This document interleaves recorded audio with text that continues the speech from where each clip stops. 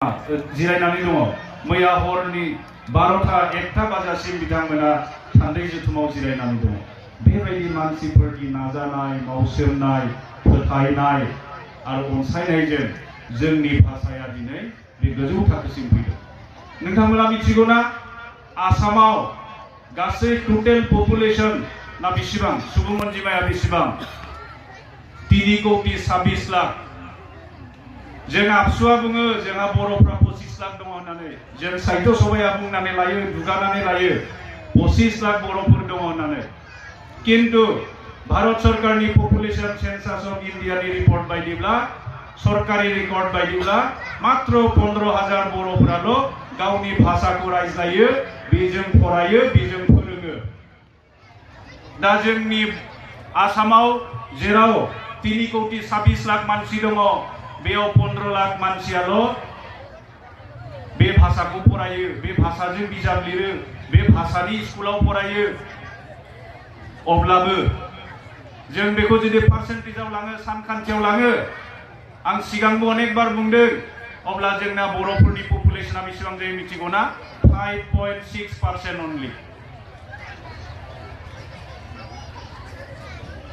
बा बे 5.6% मानसियाल' बुंलाय, बे मुजोमसे मानसियाल' बुंनाय रायज्लायनाय फरायनाय लिरनाय भाषाया दिनै एलपि स्कुलनिफ्राय इउनिभार्सिटिसिम दावगानो हाबाय। बे खुगाजों खुगा सल'बाथा खोन्थाग्रा जोंनि थुनलाइया दिनै भारतबर्षनिफ्राय नेशनेल एवार्ड मोननो हानाय मानथाखोनि जाबाय।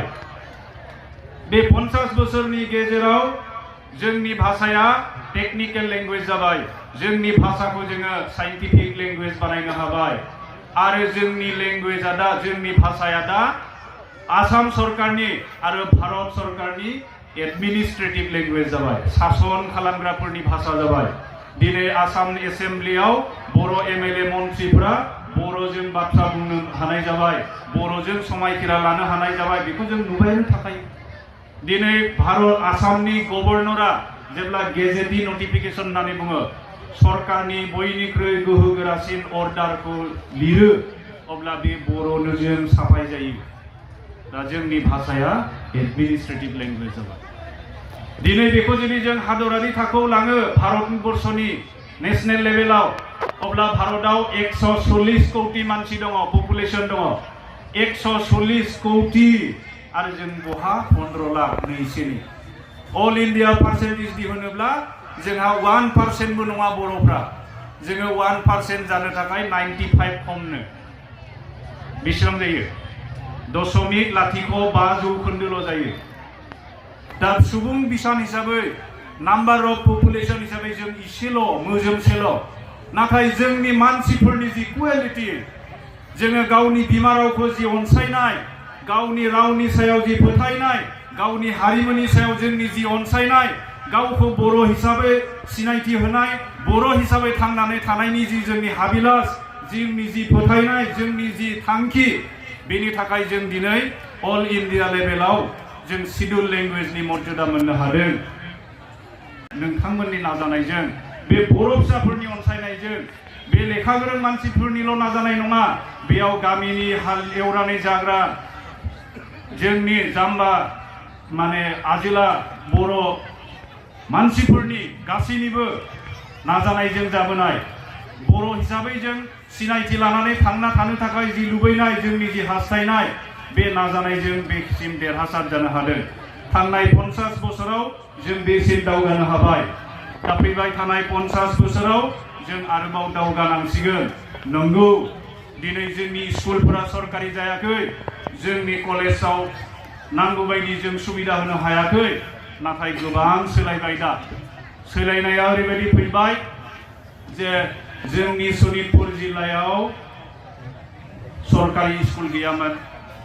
2010 सनाव सरकारा EGS फोरखौ सरकारि स्कुल हिसाबै फोसावबाय। जोंनि बे हालामाव 74 गं 74 जोङो EGS सेन्टारफोरखौ स्कुल हिसाबै मोनबाय। दाखालि बावैसो जोङो मास्टार मोननो हाबाय।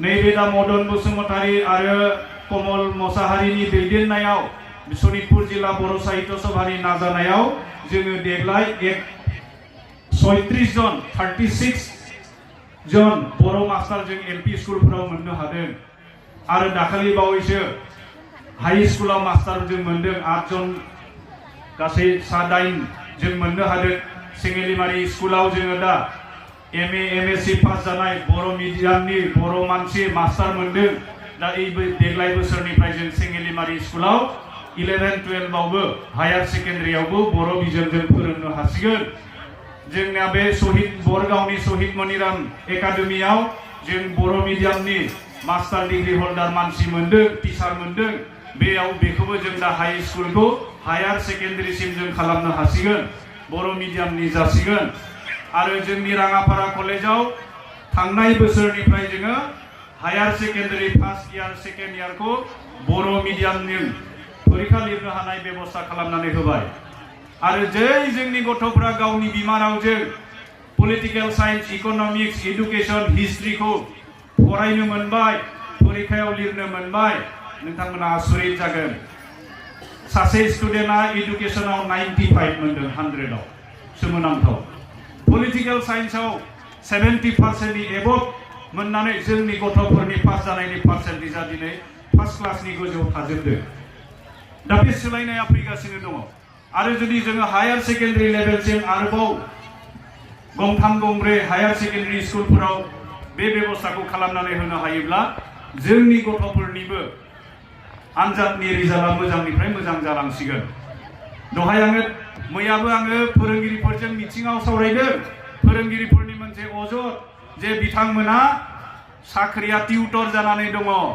रेगुलार जायाखै माबोरै जानो सरकारानो नियम खानानै होदों मास्टारफोरा साख्रि जाबाय होननानै फरायालासिनो थाबा जागोन नामा बिसोरबो फरायनांगोन बिसोरो नांगौ रोखोमनि डिग्रीखौ हासिल खालामनांगोन डीएलएड बीएड को पास खालामनांगोन अब्लासो बिथांमोना रेगुलार टीचार जागोन नङाबा बे टिउटरफोरा गाबोन रिटायार जानायनि उनाव जों आरो टीचार मोनफिननाय नंला बेनिखायनो टिउटरफोरखौ बुंदों अकल छात्र छात्रीफोरखौ फोरोंबाय थाबा जानाय नङा नोंथांमोनाबो फराय दा दहाय आंखौ सासेया लेंहरनानै बुंबाय सार मिटिंआव बुङाखसै जोंहा हायार सेकेन्डारियावनो 45% गैया जों माबोरै लिरनो नंगौ दा 45% होआबा बीएड बा डीएलएड फ्राव लायाबा जोंना बर' मास्टारफ्रा माबोरै रेगुलार टीचार जानो गोदो जोंहा बेबायदि समस्या दङमोन हायार सेकेन्डारिखौ इंलिश मिडियामाव लिरनो गोनां जानायखाय